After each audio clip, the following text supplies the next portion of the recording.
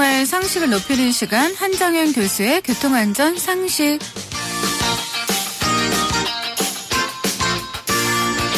잘못된 정보들이 차고 넘치는 교통안전 상식 2분만은 믿으셔도 됩니다.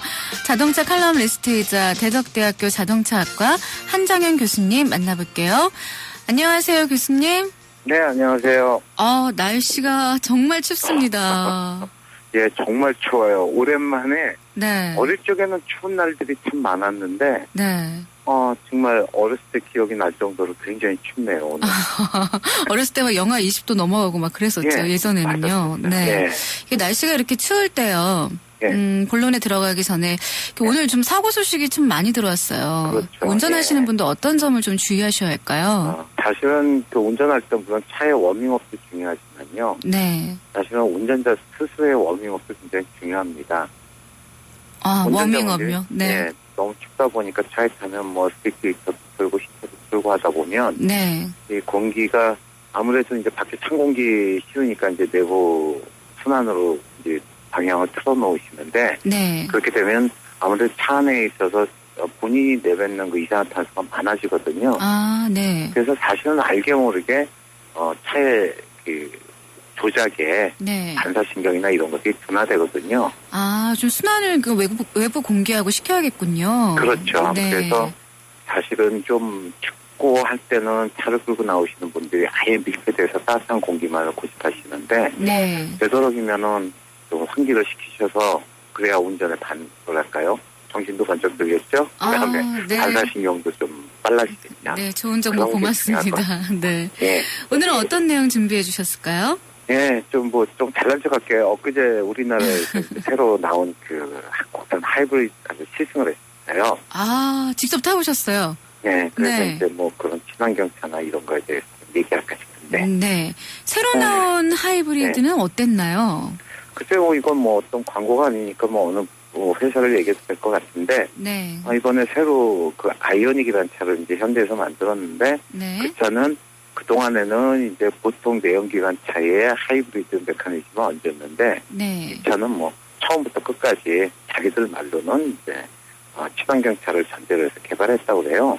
심혈을 기울였다 이 얘기죠? 네. 그래서 데이터만 보면 되게 화려합니다. 연비도 세계 최고일 것 같고요. 네. 물론 데이터만 그렇고 실제로 시승은 워낙 짧게 해서 그걸 이제 하지 못했는데 네. 아무튼 시승 중에 재밌었던 거는 시승에 참가한 많은 기자들, 저널리스트들한테 네. 이 구간 동안에 최고 기록을 내면은 상품을 주겠습니다. 나왔다 경품을 걸었어요. 네. 네. 그래서 1등한 친구는 한 리터당 한 27.7km인가 달렸고요. 네. 그걸로 보면은 아주 굉장히 성능이 좋다고 볼 수 있겠으나. 기록이 대단하네요. 예. 네. 근데 아무 생각 없이 그냥 평소 내연기관 차 몰듯이 몰았어야 하는 친구들 보면. 네. 13km 이 정도 나오는 걸로 봐서는. 네. 또, 이게 아무래도 그냥 연비에 신경을 써야 되지 않느냐. 그런데 사실 그 정도 연비는 일반적인 차도 신경만 잘 쓰면 좋은 연비 가능하죠? 나오거든요. 네. 그래서 이게 어디까지냐라는 건 아직 모르겠고 좀 더 오래 지켜봐야겠죠. 네. 자동차에서 네. 친환경 기술이란 구체적으로 뭔가요? 네, 이것도 제가 좀 얘기가 길어질지 모르는데요. 네. 간단하게 말씀드린 거예요. 자동차 우리가 흔히 내연기관이라고 하는 화석 연료를 태우는 이 엔진의 구조상으로 본다면은 오염물질을 배출할 수밖에 없어요. 네. 우리가 이제 화석 연료 않는 부탄도 들어가고 거기서부터 디젤, 경유, 휘발유 다 모든 게 다 이제 화석 연료라고 하는데 네. 이 화석 연료의 공통점은 뭐냐면 탄소와 수소의 결합물이에요. 네. 그러니까 탄소 맥주에 수소가 몇 개 붙었느냐에 따라 다를 뿐이지 그것이 이제 붙는 구조에 따라서 부탄도 되고 프로판도 되고 휘발유 또는 이제 경유가 되는 거예요. 네. 그런데 우리가 보통 이제 우리 어렸을 적에 이제 자연 과학 시간에 배운 거 보면 우리 공기 중에는 탄소와 질소로 이루어졌다라고 보통 얘기하잖아요. 네. 그 외에 여러 가지 기체들은 아주 미미하고 실제로는 거의 4대1 정도로 질소와 산소가 되어 있는데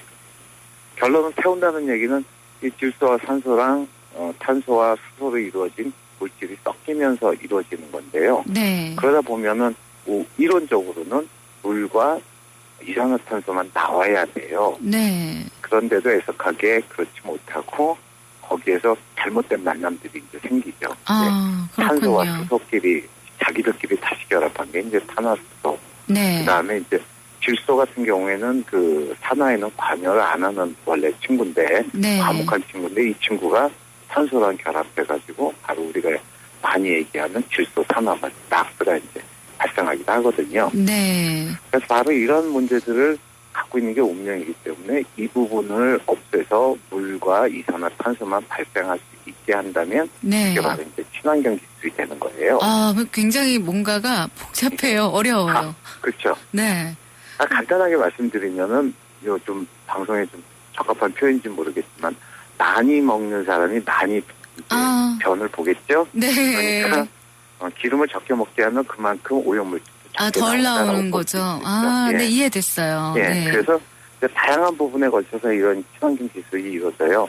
하다못해 자동차가 달리면서 받는 공기의 저항도 연비를 떨어지기 때문에 그렇군요. 공기 저항을 이제 축소시키려고 우리가 이제 공기 역학적인 걸 많이 하는데 네. 이제는 뭐 밖에 외부는 어느 정도 됐다라고 보기 때문에 이제는 뭐 BMW 같은 회사는 차차 하루 흐르는 공기까지 매끄럽게 하자고 이제 설계를 하기도 하고요. 네. 그다음에 우리도 이제 뭐 보통 적게 먹는 대표적인 게 다이어트 아닙니까? 네. 자동차도 다이어트 시켜요. 아무래도 가벼우면 엔진 부담이 그렇군요. 줄어드니까. 네. 그래서 이제 많은 신소재를 씁니다. 예전에 그냥 철판 쓰고 했던 것들을 이제 뭐 경화금을 쓴다든가 뭐 이런 것들로 또는 뭐 탄수섬유, 케블라 같은 거 쓰는 경우도 있는데 네. 그러다 보면 아무래도 차값이 많이 올리게 됩니다. 네. 그래서 아무 차이나 쓸 수는 없고요. 네. 그런가 하면은 이제 엔진 제어 방법을 어떻게 하겠느냐. 예전엔 자연스럽게 썼던 것을 이제 전자제어로 연료 분사량을 조절한다든가 점화시기를 조절한다든가 또는 직접 분사를 시킨다든가 네. 뭐 그런가 하면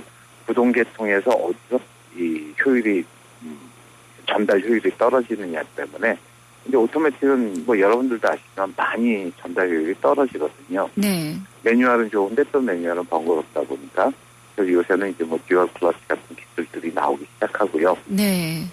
이런 부분은 그냥 자동차 공학에만 국한되는 게 아니라 타이어도 이제 에너지 세이빙 타이어 이런 게 개발되고요. 네. 엔진 오일도 엔진 피스톤의 저항을 최대한 적게 주면서 오래 쓸 수 있는 엔진 오일도 개발되고 있어요. 네. 그런가 하면 뭐 다운사이징이라고 많이 들어보셨지만 옛날에는 큰 차에는 큰 배기량의 엔진을 얹어 썼는데 네. 이제는 덩치 큰 친구한테 숟가락을 적은 걸 주는 거죠. 그만큼 기술력이 발달한 거네요. 그렇죠. 네. 예, 이런 것들이 이제 다양하게 이루어져서 뭐 각각으로 본다면 뭐 3%, 2% 이렇게 줄어드는데 네. 이런 걸 가지고 전체적인 오염 물질을 저감시키는 그런 거게 되는 거죠. 네. 많은 분야에서 개선을 이룬다는 것이 힘들 네. 텐데 혁신적 방법은 없나요? 이제 바로 그 혁신적인 방법. 다시 말해서 이제 지금 현재 그 우리가 사용하고 있는 자동차의 미래형은 전기차나 연료 전기차가 친환경차가 아니겠느냐 하는 궁극적인 목표를 보고 있어요. 네. 그런데 이것도 뭐 조금 또 방송 들으시는 분이 불편하시겠지만 뭐 TTW 또는 WW 이런 개념이 있어요. 그래서 WTW, TTW, 네, 말이 예. 어려운데 쉽게 설명 예. 좀 해주세요. 그러니까 뭐 해석해 드릴게요. 원래는 네. WTW는 well to will 다시 말해서 유전에서부터 네. 바퀴까지의 이동하는 운동 에너지를 얘기하고요. 아, 네. TTW는 tank to wheel 그래서 연료 탱크로부터 바퀴까지 이동하는 과정을 얘기해요. 네. 그러니까 예를 들자면 전기차 같으면은 탱크가 배터리니까 거기서부터 바퀴에 불리는 힘까지 가주는 건 전혀 배출물질이 안 나오죠. 네. 그런데 이 배터리에 정비를 담기 위해서는 뭐 이전에서 또는 탄광에서 캔 화석연료라든가 또는 이런 것들로 발전을 한 그 전기가 배터리까지 오면서 또 송전 손실이 생기고 네. 이런 데서도 이제 소위 말해서 이산화탄소 온실가스가 배출된다는 거죠. 네. 그렇기 때문에 전기차는 이제 미국 같은 경우에는 전기차도 휘발유 차량 같이 연비를 이렇게 대체해서 계산을 합니다. 네. 그렇게 따져 보면은 전기차나 연료 전기차가 궁극적이라고는 하지만 실제 지금 우리가 타고 있는 효율 좋은 그 내연기관차의 한 반 정도 수준의 오염물질을 배출한다라고 볼 수도 있어요. 네. 그래도 효율이 좋다면 전기차나 연료 전지차로 가야 하지 않나요? 글쎄 뭐 지금 미래를 생각하거나 또는 어느 나라든 다 이쪽으로 가야 되는데 네. 사실 오늘 추운 것도 저희가 그동안 마구마구 내뿜은 자동차나 그렇죠. 이런 것들의 지구온난화 결과거든요. 예, 네, 맞아요. 그러니까 당연히 이쪽으로 가면 좋겠는데 아직까지는 상품성에 한계가 있습니다. 네. 가장 첫째가 이제 차값이 비싸고요. 네. 그 다음에 이제 수소 연료전지 같은 수소 충전 시설도 없고 전기차 같아도 역시 전기 충전소가 별로 없어요. 네. 중요한 건 뭐냐면 운전자들의 입장에서 네. 전기값이 싸다 또는 차를 사면 깎아준다 이런 건 다 좋은데 네. 내가 이용하면서 불편한 걸 싫어하거든요. 그렇죠. 사람 마음이 네. 그래요. 그러다 보니까 아직까지 친환경 자동차는 이제 많이 한계에서 아직은 벗어나지 못하고 있는 상황이다라고 네. 말씀드릴 수 있어요. 그래도 시대적 상황이 친환경차로 가야 할 텐데요. 네. 네. 그게 사실은 그래서 이제 과도기적으로 바로 그런 친환경차로 가기 중간 단계로 내연기관의 편의성과 전기의 에너지의 도움을 받기로 해보자 해서 만드는 이른바 튀기죠. 네. 바로 이제 하이브리드 카라고 하는 전기 모터랑 내연기관 엔진을 이용하는 차들이 나와요. 불편함을 보완하는 네. 거죠? 네. 그렇죠. 이것도 사실은 여러 가지 세분이 되는데 글쎄 모르겠어요. 제가 너무 수다스러워서 거기까지 얘기하면 네. 방송 시간 잡아먹을 것 같고. 네. 예. 아무튼 지금 현재 올해부터는 세계적으로 다양한 메이커들이 네. 여러 가지 그 하이브리드 카를 많이 내놓습니다. 마일드 하이브리드, 풀타임 하이브리드, 주행거리 연장, 네. 정행 하이브리드 또는 플러그인 하이브리드까지 다양한 차들이 올해부터 아마 본물 쏟아지듯이 네. 국내 시장에도 국내 메이커뿐 아니라 수입차까지 아마 들어올 예정이에요. 네. 그리고 오늘 그래도 교수님 덕분에 친환경차에 대해서 좀 많이 알았어요. 자세히 알은 것 같아요. 다행이고요. 네. 청취자분들께도 좀 도움이 됐으면 좋겠습니다. 네. 올해부터 다양한 친환경차 등장 소식에 기대가 되는데요. 내일도 새로운 소식 부탁합니다. 감사합니다. 네, 고맙습니다.